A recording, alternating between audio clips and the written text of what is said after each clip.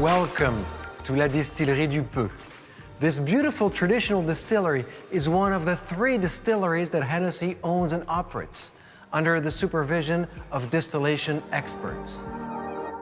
And now, to go further into the Hennessy art of distilling, please welcome Olivier Paultes, Director of Distilleries and member of the Hennessy Tasting Committee, and Adrien Douady, Hennessy Distillation Research and Development Manager.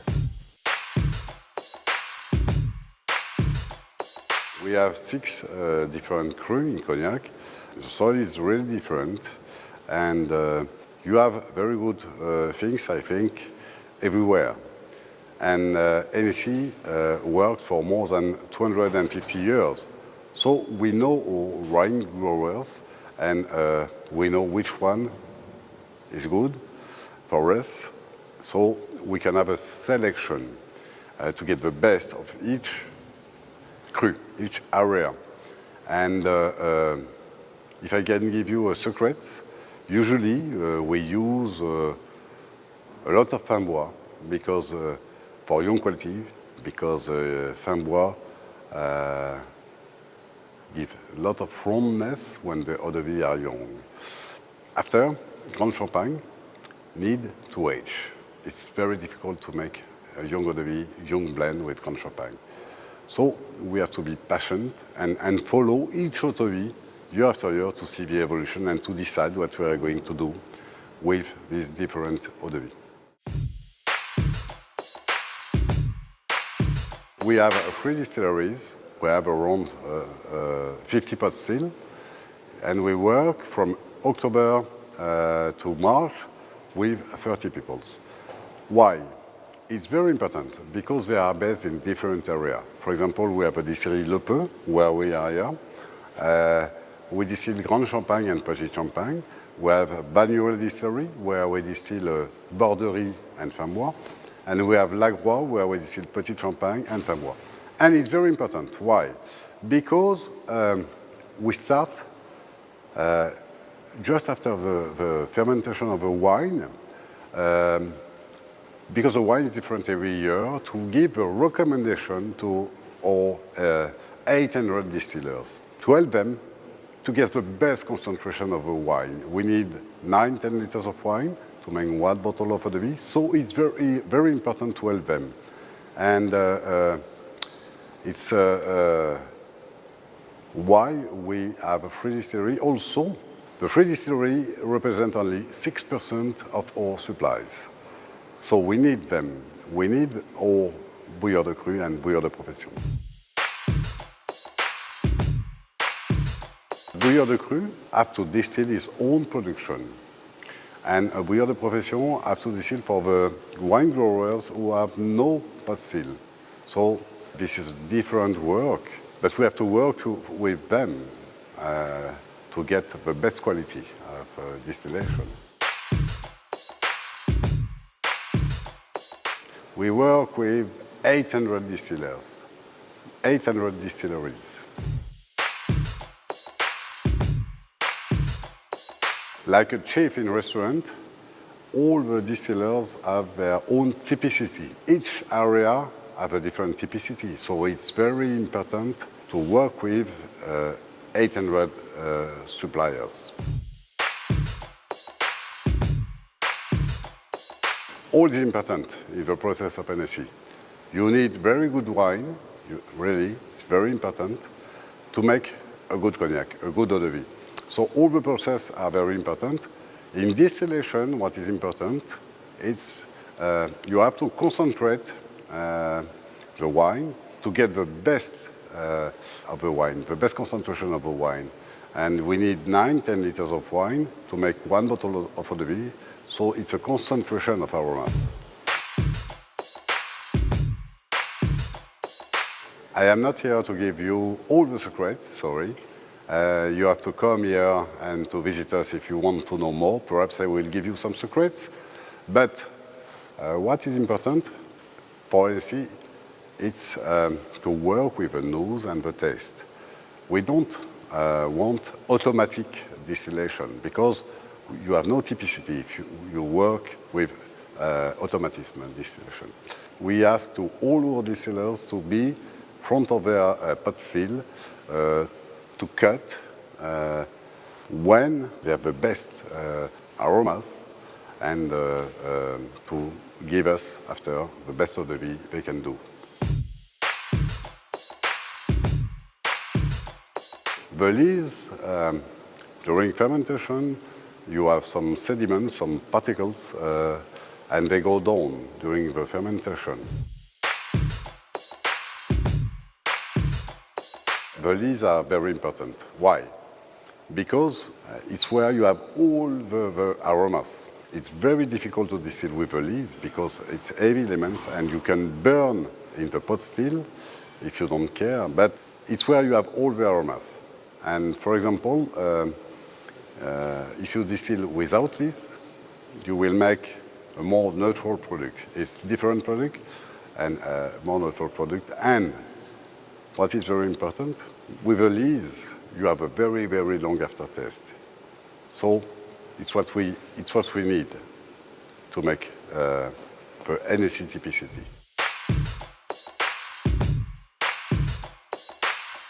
We have to help them.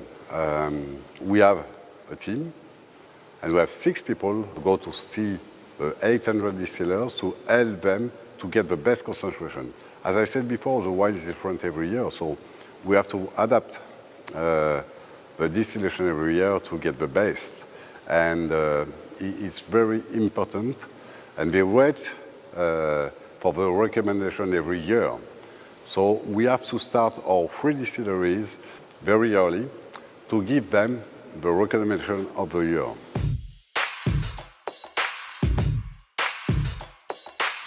A good eau de vie, it's very special. You know, what we need in a cognac, Hennessy, it's finesse and elegance. And you have a lot of different eau de vie. Some eau de vie are very good when they are young. When I say when they are young, it's between 3 and 8 years. You have a lot of aromas, very interesting, but they don't have the potential for aging. So we have to use them and to make, for example, VS or VSOP. We will test them in community testing. And some eau de vie have a potential to age. For example, for Paradis Impérial, when we test 10,000 eau de vie every year, only 10 on 10,000 have a potential to age very long time, 50, 60, 70 years, to make, for example, Paradis Impérial. And we have to wait. And when they are at their point of elegance, we have to use them. It's very important to follow the evolution year after year. Hi everyone, and welcome to Le Peu Distillery. I'm Adrien Douady, and I work for Hennessy as a researcher in the distillation department.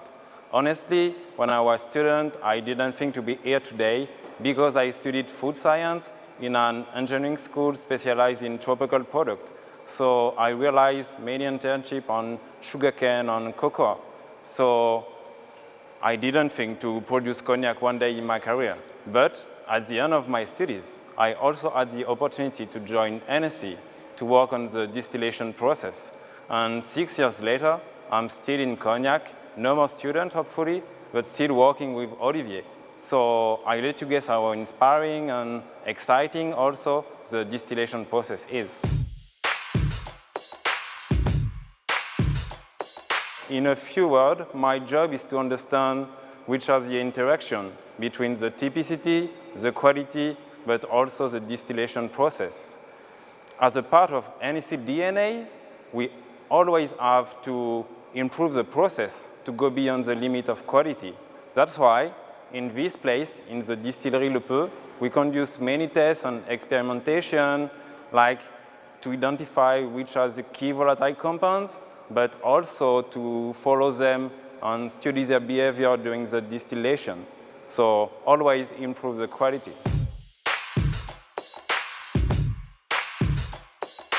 As you can guess, distillation is not as simple as putting the wine into the boiler and turning on the gas. It's really more complicated.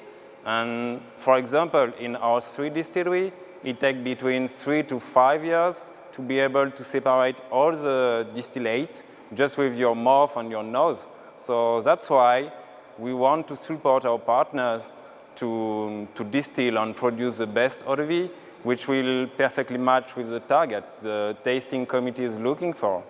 And I don't know if you know, but we have 1,600 partners, which are wine growers, and among them, only 800 are homemade distillers. Each wine is unique. It depends on the cru, it depends on the year, it depends on a lot of things. So in Hennessy distillation, we have a generic method, but we always need to tune the parameters to get the best eau-de-vie. So we improve the distillation by tasting with the mouth and the nose instead of distilling with a computer or cutting and separate the different fractions with an electronic tool based on the ABV. I agree, for someone who is not familiar, all the pot still in the Cognac area seem to have the same shape or same size, but it's not really true, because depending on the aromatic profile you are looking for, you will use different size of pot still, different shape of still heads, and also different size of swan neck. And it's very important on the aroma compound selection. So that's why all Maison does not use the same pot still.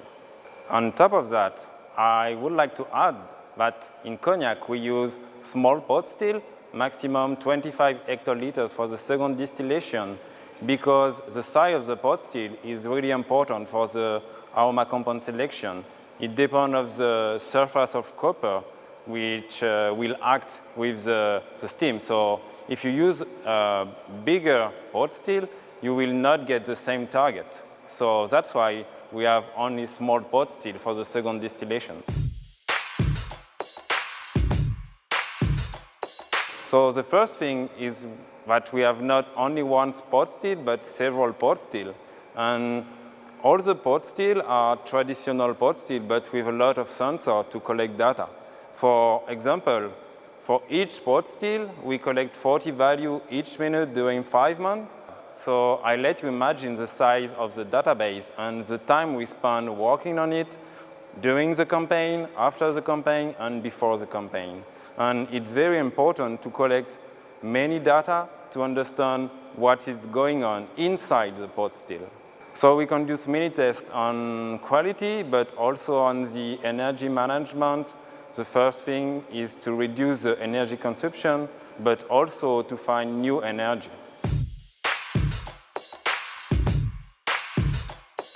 After green electricity in 2017, I'm really glad to announce today that Hennessy is now purchasing biogas, which is produced in the Cognac area, but today only for the 3 Hennessy distilleries.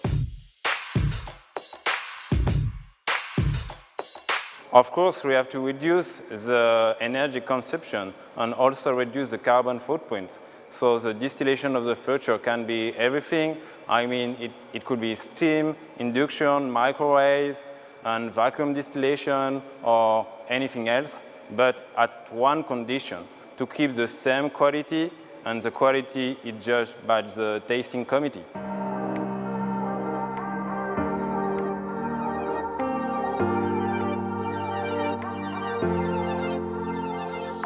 We are in the heart of the Hennessy Maison, exactly where Richard Hennessy set foot in December 1765 to found his cognac house. Please follow me to a very special and unique room that only the very few can visit. Welcome to the Grand Bureau de Dégustation, or Grand Tasting Room.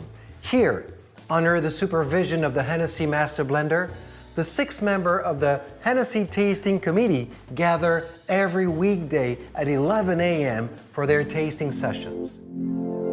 Let me now introduce Renaud Fillioux de Gironde, 8th generation Hennessy Master Blender.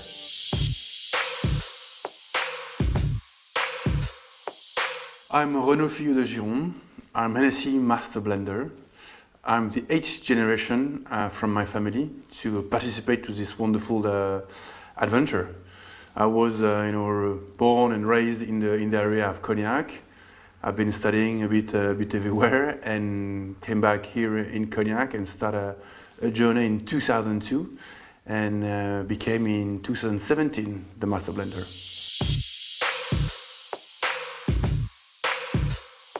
When I joined Hennessy in 2002 and even a bit before, you never know exactly how things are going to end up, obviously. So the idea was to start a journey with Hennessy to see whether I would like that, whether I would be able to do interesting things for Hennessy Maison. And through years, learning, practicing, it became more and more obvious for me that I would like to do that. And the Maison said, okay, we're happy to have Renaud on board and to continue this wonderful adventure. So it's never decided at the very beginning. It's something that we built together, the Maison Hennessy and myself.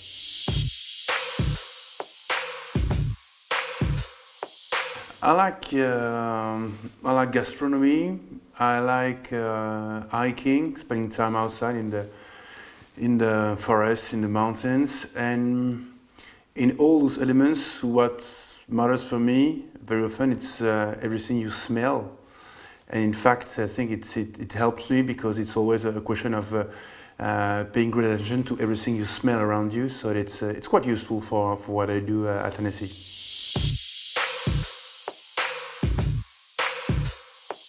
It's difficult to pick just one day. I think what matters, the heart of the day is 11 a.m., the moments when I meet here in this room with the rest of the testing committee, and it's really a key moment for me during the day. Then I would say if you look at a typical week, obviously spend time making blends, looking at the evolution of the stock, forecasting what we need to do to buy for the future. That takes a lot of time, and I try to always save some time to be able to meet growers, to speak about quality, to see how we can improve things in the future. So it's plenty of things that come and goes during a day or during a week.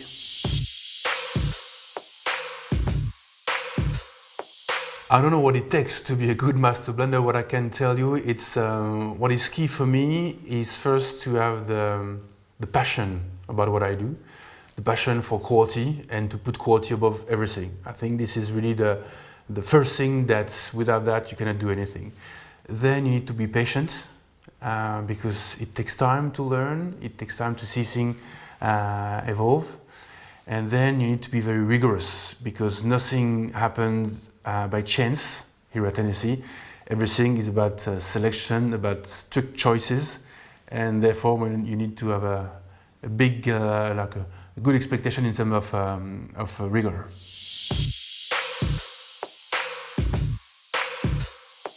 A lot of the similar things. You need to be patient too.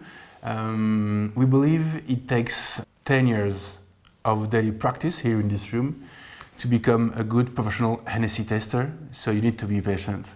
And then on top of everything, you need to put quality first.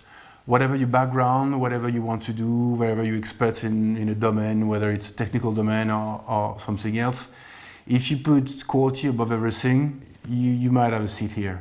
That's what truly matters. Training is it's at the heart of what we do here. It's a process of transmission. Basically, we are always training somebody else. You're learning your whole life when you're testing here, but part of your duty is also to make sure that you share your knowledge, your experience with younger people, and you make sure that day after day they will go and learn step by step what are the key things about Hennessy to become a good professional Hennessy tester. And it's not something that you learn in a book, in a school. It's something you learn by practicing, by sharing, and discussing here together while tasting.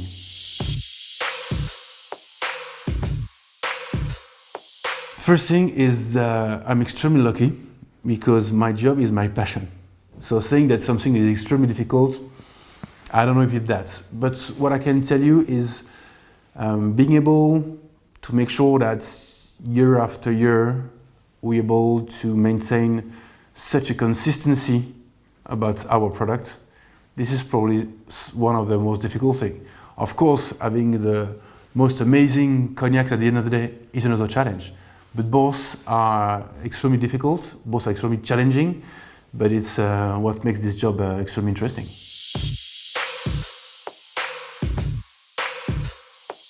One of the amazing things in this job, it's a new adventure every year.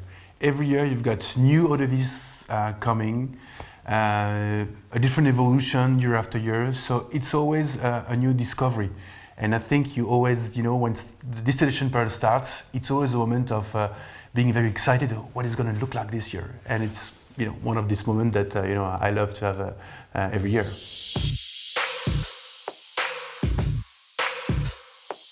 Consistency is key at Hennessy.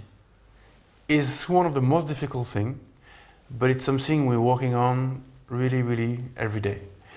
Consistency, when you talk about blending, doesn't happen at the end of the process. In fact, it starts at the very beginning. It starts with the selection, with the work that is even made before that with all the gourds. If you want to be consistent, you need to make sure that you are very strict on everything you buy, everything you age, the way you do it. And while doing that, at the end of the day, you can be consistent in a blend. But never forget that it starts with the selection at the beginning.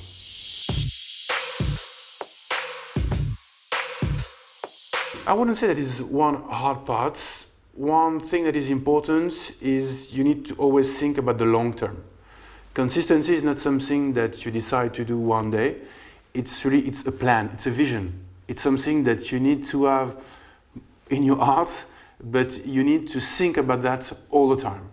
If you just want to do it in the short term, it won't work. It needs to be the whole plan.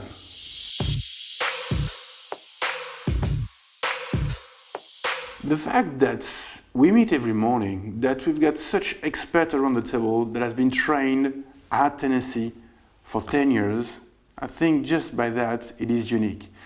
And it is also unique in the fact that every decision about quality is made in this room by these people. And I think the fact that the Maison decide to invest in person and give them the ability, the training to make sure that they will make the good decision and they will make the decision, I think this is probably extremely unique.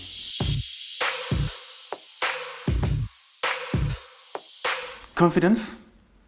I think it brought me to have the chance to spend 15 years with my uncle, and even before I joined Hennessy.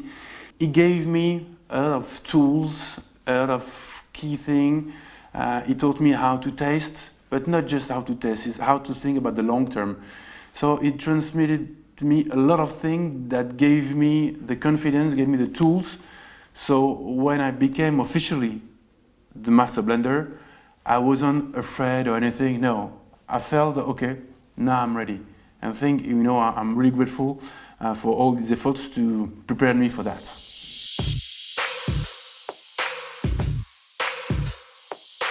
I've got plenty of anecdotes, some that I don't want to share, but I think what I really have in mind is the fact that what he taught me is today is not so important. What is important is what you prepare for tomorrow. And this way of thinking that he keep telling me, I think it took me a bit of time to understand that and then to realize he's right. This is the way to prepare the future in the perfect condition, is to think about tomorrow, not today.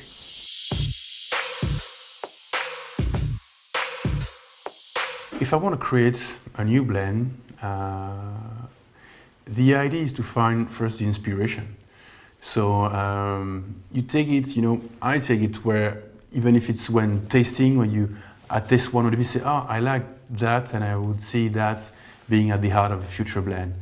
Or I'm just, outside walking and say, oh, look at that, I find this moment interesting, and I would like to link this moment to a new creation. So there's plenty of way to find inspiration, and I think it's just something, when you are in the moment, when you see it, you perceive the moment, you see this is what I want to do, and then you start a blend with that, and then elaborate around that to end up with what I believe is the perfect blend for that.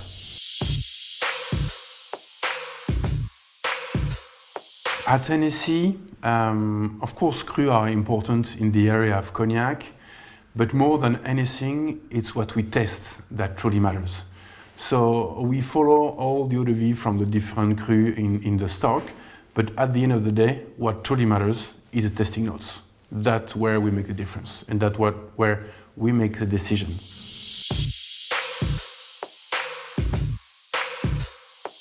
Age is an important factor because it's you can see the evolution of the different eau de vies, and they will take either common characters, or you can see differences depending not just on age, but the adequation between age, barrel, and potential of the eau de vie. So age is one of the elements, and you cannot take it just by itself. You have to take it with the potential of the eau de vie and with the type of aging that you do. So it's a combination.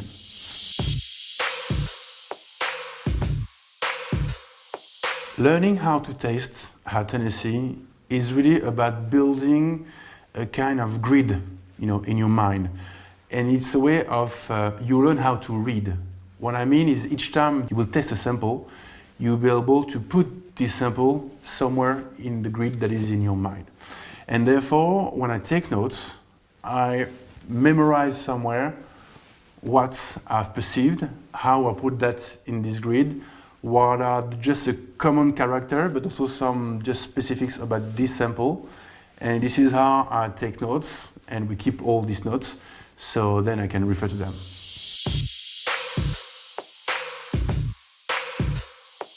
The way I look at the evolution of the eau de vie is not thinking in where or how I'm going to use it. It's about following the potential of each individual eau de vie and looking at the point when it is at its best. And when it is at its best, this is where the moment I look, okay, now I'm going to use it in Hennessy VS, in Hennessy VSOP, in Hennessy XO, and so on. So I don't try to look at the very beginning where it's going to end up, but looking at its evolution, say, okay, now it's the right time, so I'm going to use it here or here.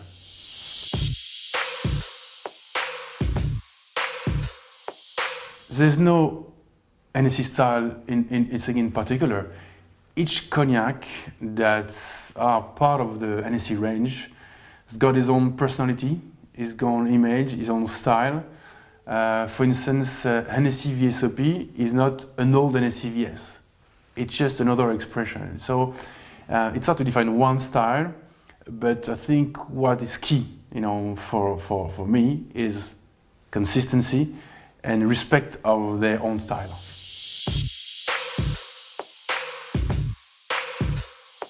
I don't know enough about other houses, whether in cognac or other spirits, to be able to comment on what they do. What I can tell you is that this focus, this effort that we put on selection with this aim of consistency is something that we really share in this room with the tasting committee, and all the efforts we put there to make sure that we've got the best eau de vie, the best barrel, to make the best product at the end of the day. It's really part of it's almost in our blood. It's really in our heart.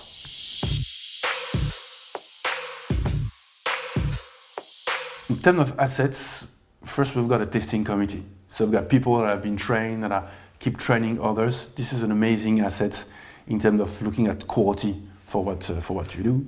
Obviously, the other amazing asset is the quality of the Hennessy stock.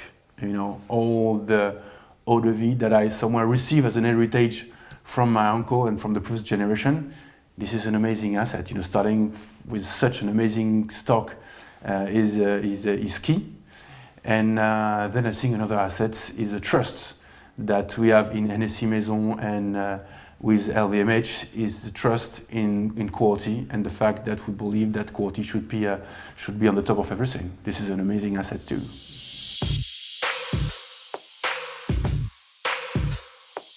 For Hennessy, quality is somewhat the result of a quest for excellence. What I mean is, especially in this room, we are always searching for the best of the best. And the result of this quest is that every day when we make something, it has a very high level of quality. And it's because we are on a quest. We don't say that we are doing what we do is always excellent. We say that we aim at doing it all the time.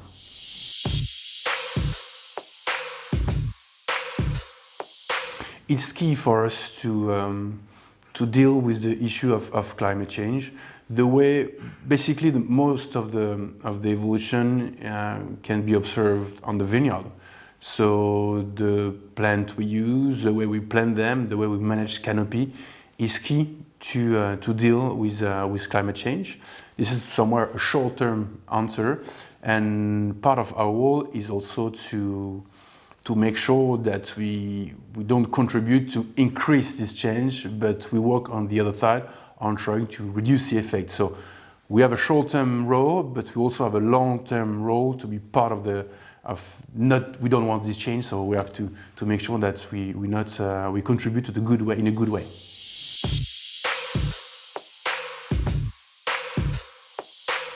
With a magic wand, I wouldn't create just a cognac.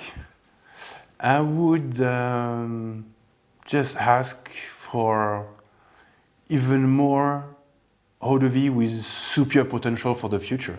Because then one of the things that I love is to see them and to look at them evolve and to help them to evolve. So I don't want the final product just with a magic wand.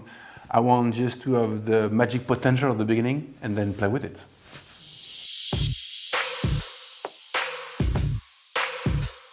Exactly the same thing that we do here, the rigor. There's no room for chance. It's hard work, it's consistency, it's being rigorous about how you choose your ingredients, the measure you use. I think the job of, in a bar, the mixologist, very similar to what I do, and is by being very precise that you make the difference. And there's no real secrets, but hard work.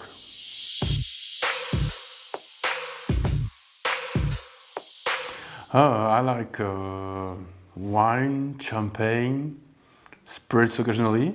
I like beer also sometimes. So really what I like in each of this category is just products that are just well made, precise.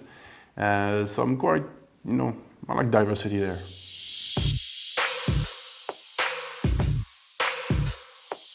I think if I have to pick one cocktail, it would be the old fashioned.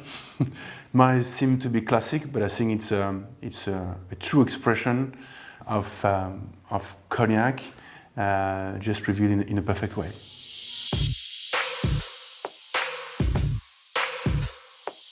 I don't have one favorite cognac. I've got emotion that I like, and if I'm I don't know, having a quiet time with my family, I might go for one cognac. If I'm partying with friends, I will have different emotion and I will feel like having, I don't know, Hennessy VS in a cocktail. So it really depends on my mood, who I'm with, and what I feel in the moment.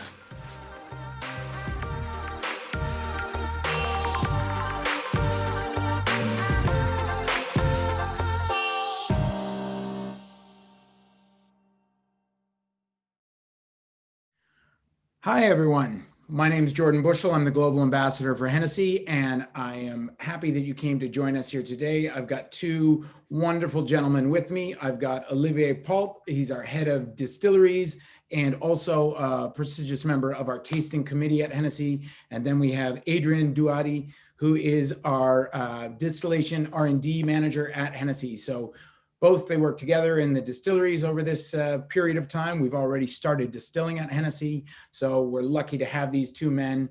If you have any questions for them based on the video you saw or anything they're going to say in the next little bit, you can put them in the Q&A box, and we'll get to them if we've got time here. But first of all, thank you both for joining us. I know this is a busy time of year for both of you. Thank you, Jordan. It's a pleasure. We will answer, but perhaps we will not give all the secrets of cognac distillation, you know? Yeah, I don't think we have time for all the secrets of cognac distillation. We've got kind of 25 minutes to go. And I think we'll start with a few of the questions, and I'll kind of put them out to both of you in different ways. One of the things that gets brought up a lot is the idea of when we're blending, it's like, what are you looking for in the different eau de vie? So coming from the tasting committee side, what differentiates, you know, an eau de vie that might end up in VS from XO, or what are you looking for that might be a Hennessy eau de vie specifically? Okay, so we work with 800 distillers in different areas: Grand Champagne, Petit Champagne, Borderie, Framboise. And during the testing committee, we have to select the potential of each eau de vie. And for example, some of the vies are very good, very young, have a lot of interesting aromas, but they have no potential to age. And it's why in the testing committee, when you join the testing committee, you need 10 years to learn the philosophy of testing. And you can smell, you can test, but you can't talk to learn the philosophy of testing. And usually, we use the Framboise. The Framboise age very quickly and give a lot of roundness quickly. To make a VS, for example, the Framboise is very good, young, usually. Some of them, of course, you can age more, 20 years or 25, but, and it's very difficult to make a VS with Grand Champagne. So in the testing committee, what we have to do is to know what we are going to do with eau de vie we smell, the potential of each eau de vie. And some eau de vie are very fine and elegant, and we will follow year after year the aging to get what we want to get from each eau de vie. So you decide at the beginning what you think the potential of it is, but then because they're all different, every grape is different, so every eau de vie will be different. Yeah. How are you guiding it? Like after a year, you taste it a year ago, you said it goes in this new oak barrel and we're going to put it in this cellar. What after a year would cause you to change, or what after 5 years would cause you to move it in another direction? And how often does that happen? Okay, some eau de vie needs to be in your cask. The quality of a cask is very, very, very important. When I say new cask, it depends of the cooper. We select the cooper also. And some eau de vie, yes, need to be in a new cask. Why? Because the new cask will give the rawness and the spices aromas. Okay, for example, for VS, we put the eau de vie in new cask at the beginning. Okay, to give the spices aromas. and for black, for example, we don't put in new cask to preserve the flowers aromas, the elegance of the blend. You understand? So each eau de vie are different, and the selection, we have to select what we are going to do. And when we have a very, very good eau de vie, very fun and elegant, we never have to put it in new cask to preserve the elegance and the finesse and the flowers aromas. You know? You understand? Yeah. So how how do you learn to taste on that level? Is there, what do you go through as a new member of the tasting committee? You talked about it being 10 years. You talked about them, sitting in silence while they're absorbing all this information. But what are they learning to identify in individual eau de vie? Yes, you have to learn why, because it's you have a lot of subtlety between the different eau de vie, and you have to learn them. You need time to learn, and it's like when you make a perfume, for example, you can't blend all the aromas together. It's not because you have two very good aromas that you can blend them together. And for example, like when you cook, and our friend bartenders know this, it's not because you have very good oyster, not far from here in Cognac, Renaud oyster, advertising. We have very good producer of chocolate.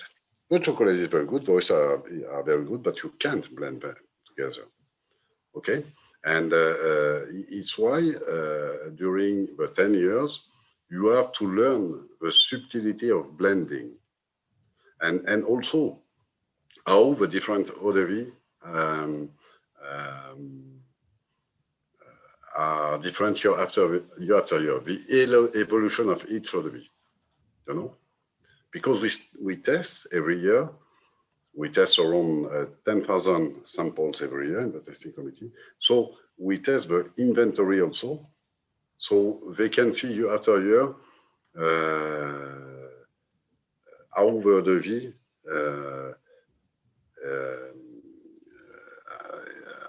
evolution year after year. Have evolved and changed. Yes. So at the very beginning then, within the distillation period, you're starting to distill right now. Well, what are you looking for in what's the difference between one cru and another, or one field and another, between how you're going to approach distilling it? First, what is very important for us, you have to know that we distill with a lees of the wine, and it's where we have the fruit. And for us, it's very important. And what we want for Hennessy or TPCC, it's fineness and elegance in eau de vie. If, for example, we work with, as I said before, 800 distillers, but if we are not happy with eau de vie, we don't buy it. You can't use it in a blend. So we refuse eau de vie. And we have a team to help every year all the distillers to know the way to distill, because the wine is different every year. So we have to adapt the distillation to get the best concentration of the wine.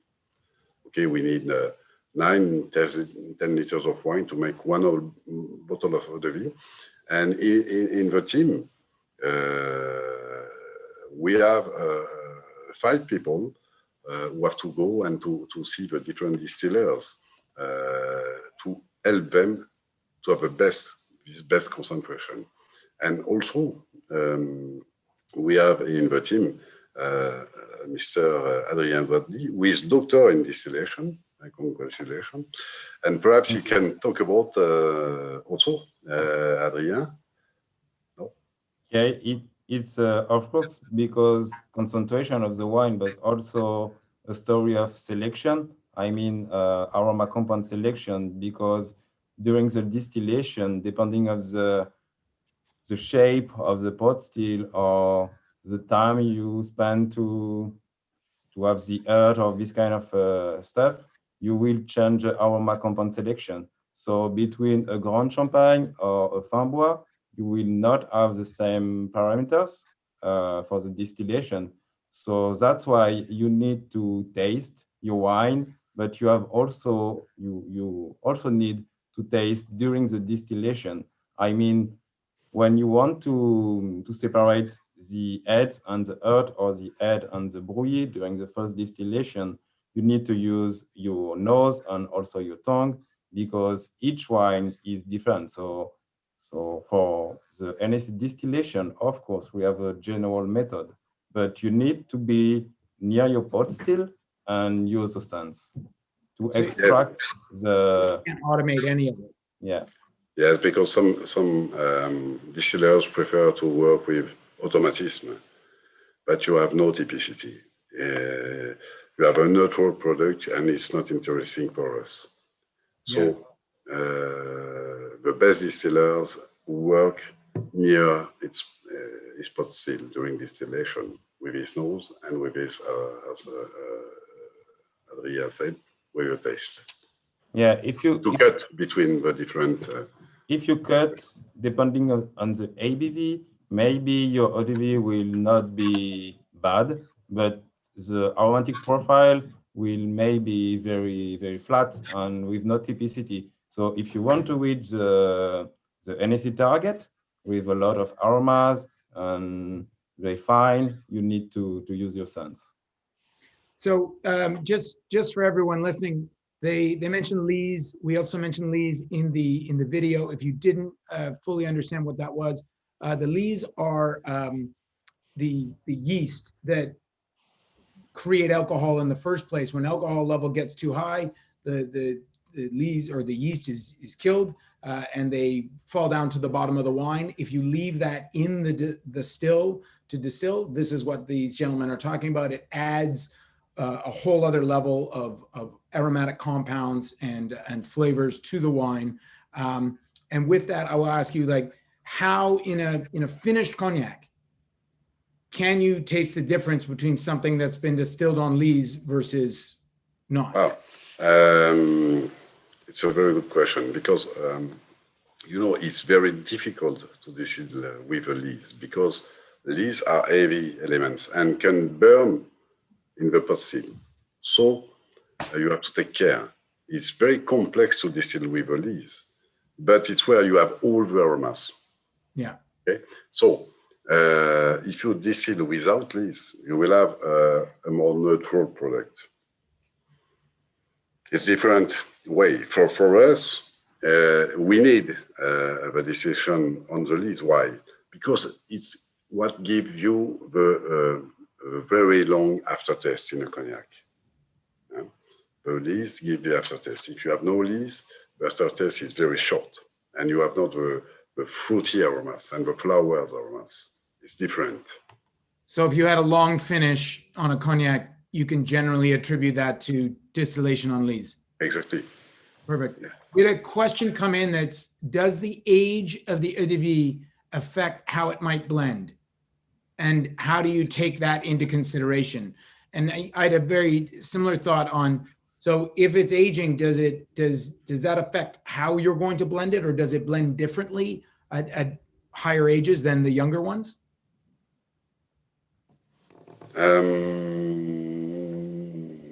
Yes, of course, because each eau de vie are different, and each eau de vie have their own point of elegance. For example, when I say point of elegance, it's when they have a base. Some of them are very good after 8 years old. Some of them are very good after 20 years old. Some of them after 50 years old, and some of them after more aging. And they have all a different typicity. So it's the tasting committee who have to decide which sort of cask we will use to get the best eau de vie. For example, is to make a VS or VSOP or XO or Paradis Imperial or Richard Hennessy, And as I said, by the aging, get you what you want to get. But each eau de vie have not the potential to age 50 years or 30 years. For example, if I talk about if I talk about Paradis Imperial, only 10, when we test 10,000 eau de vie, okay, every year, the testing committee, only 10 on 10,000 have the potential to make Paradis Imperial. So very few have a potential to age very long time. Okay, and thanks for the team before, the member of the tasting committee before, who have selected the eau de vie that we use today, 50, 70, 80 years ago, to make Paradis Imperial today. And we work for the future. today in the tasting committee, when we smell some eau de vie, we select some eau de vie. It's an average of 10 and 10,000, an average every year, to make the future Paradis Imperial in 50, 60, 70 years. So yeah, speaking about the future, we had a question about climate change and how is, the climate or the climate change of the world and climate change happening in Cognac affecting you and your roles? How is it affecting the eau de vie? How is it affecting how you distill? Okay, 30 years ago, the harvest was at half October. And for example, we started the harvest at half of September, so we harvest 1 month before compared to 30 years ago. But we have to adapt, for it's a different way. But the eau de vie are very interesting also today. I think we have a doctor here in distillation, Mr. Douady. So it's your specialty also in R&D. So can you tell us a few words? Yeah, I think you and Jordan talk about future. So my job and the team with Olivier, the job is to design the distillation of the future, to extract and select the best of the wine, depending of if the harvest is in October or in September. So now the harvest is in September. So we have to improve the distillation process to extract the best of the wine and select the best aroma to do in maybe 50 or 80 years after Paradis Imperial. I mean eau de vie, which will make Paradis Imperial. And you talk about climate change because of global warming. So we are dealing with this problem. And I'm really glad today to announce that the 3 Hennessy distillery are now purchasing biogas. It's biomethane, green gas. So it's a green gas which is produced in the Cognac area. So it's very local and we are reducing the carbon footprint by 90%. That's impressive. So we're not only building for the future as far as what the eau de vie are going to taste like, but helping to protect it as well. Another question came in on blending. How do you know when 2 eau de vie blend well? And are all Hennessy cognacs blended just by taste and smell? Yes, but it's by experience. Renaud, Fillioux de Gironde, our master blender, worked during not far from 15 years with Yann Fillioux and Sancon to learn which eau de vie we can blend with another eau de vie. And it's like when you cook. As I said before, you can't blend many things together. It's the same with eau de vie. It's not because you have 2 very good eau de vie that you can blend them, but it's by experience. It's difficult to explain. So my friend bartenders, you are welcome in Cognac. Yeah. Huh? Soon as COVID's over. Yeah. And no, but I will explain with 2 glasses front of us, or 3 glasses front of us, because it's difficult. It's very good. I'm very happy to be here to speak about this, but it's difficult to explain. It's better to smell and to taste. But I know you used to also, like distillers, your nose and your taste. So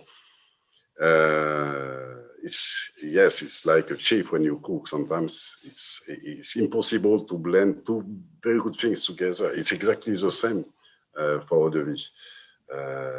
But by experience, right? For example, if you give me 2 glasses, I say, okay, so that one is very good, that one is very good, but we can blend them together. And Renaud used to do that, and the tasting committee also. So yeah, so the answer is, when they blend well because of the experience of that. Yeah, exactly. Almost as if we know, to make certain elements in a kitchen, we know certain spices go well together. Exactly. And then, yes, we do blend everything by taste and smell. So we had another question about the fact that you mentioned in the videos that we work with 800 different distillers. Yeah. How do we work with them specifically to make sure that they're creating, like, what are you doing with them right now at the start of the distillation kind of period to determine how they approach distillation this year? Okay. Usually at the beginning of a distillation, we make a big meeting with them and with all the team of distilleries and with Adrien also, to give them the keys for the distillation and the different way they have to distill each year. And after, in the testing committee, if we smell that something is wrong or something we are not happy with, automatically one of our member of our team go to see him directly to understand what's happened and to help them. And it's funny because, you know, it's like chef in restaurant. Some chef, you can give them some elements and they will never do something very, very good. And some people, some chef, you give them some elements and they will make a beautiful work and make a beautiful recipe. Why? Because a lot of people have passion in distillation, and some people, they make very good quality every year, as they know very well their pot still, but they want to make better. So we have to go to see them, to help them to find the way to make a better and better and better quality, you know. And that's based on individual years. So this year, what you're telling them is different from what you told them last year. Exactly. We were 1 hour ago with Adrien and some people of Hennessy distillery teams to smell the different fraction between head during the first chauffe, the brouillis, between head and the heart of the brouillis, and the same for the second chauffe, to know which way we have to recommend to cut between the different fractions. You understand? And it was very interesting. And so we, unfortunately, this year we can't make a big meeting with them to explain them what they have to do, the recommendation. But we write on a paper and we will send us all the recommendation of a year in 2 weeks maximum. But it's just recommendation to begin your own campaign. But then when you have maybe 3 days, 4 days, 5 days, you have to put your own parameters. So it's just to help them to begin the campaign. And then they have to smell and to taste by their own to adapt depending on their wine, because each wine is unique. And so that's the important side of it. We find that each wine being unique, that working with 800 allows us the variety to make Hennessy the way it is. Yeah, of course, because we have a lot of partners and they have a lot of different pot still and different wines. So we have a huge variety of different eau-de-vie. So this is better to Renaud to be able to blend, because if you have only one kind of eau-de-vie, it will be more difficult to blend. If you want something, Olivier? Exactly. Yeah. No. I totally agree.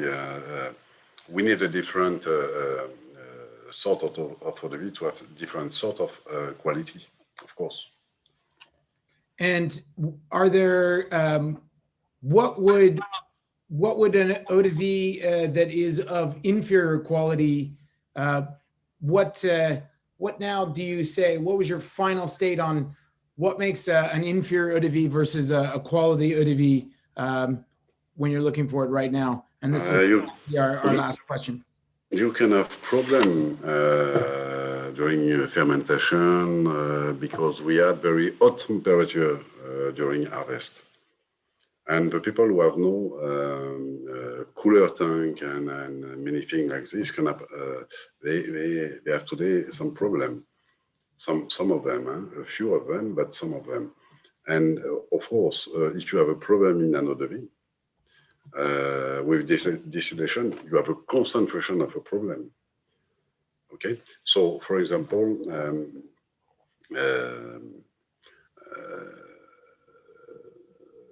yesterday someone called me and said to me, "Oh, I have a problem with my wine because I have some mushroom aromas."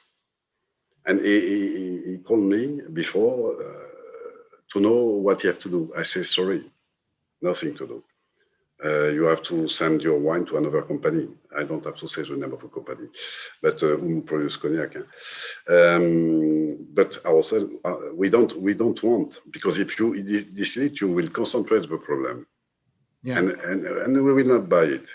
Okay, so yes, you can have problem, but we don't buy. If you have we have a problem. We need quality to make blend. It's like when you cook, if you have, for example, a bad egg, you can't use it in, okay, it's the same. So it's like this, huh? We only take what we think is good for the quality of Hennessy. The consistency, to have a consistency in the quality. If you don't respect this, the quality in different bottles are like this. So why Hennessy is so popular?